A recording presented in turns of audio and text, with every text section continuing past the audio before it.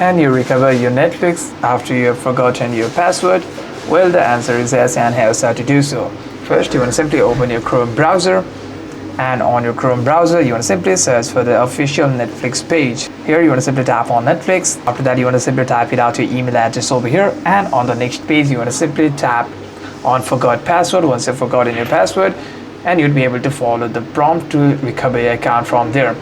However, what you can also do is, if you don't remember any of your details, you want to simply go to the Netflix support page over here, type it out Netflix support, tap on the first website, and by doing so you'd be able to ask your questions, topic or issue over here.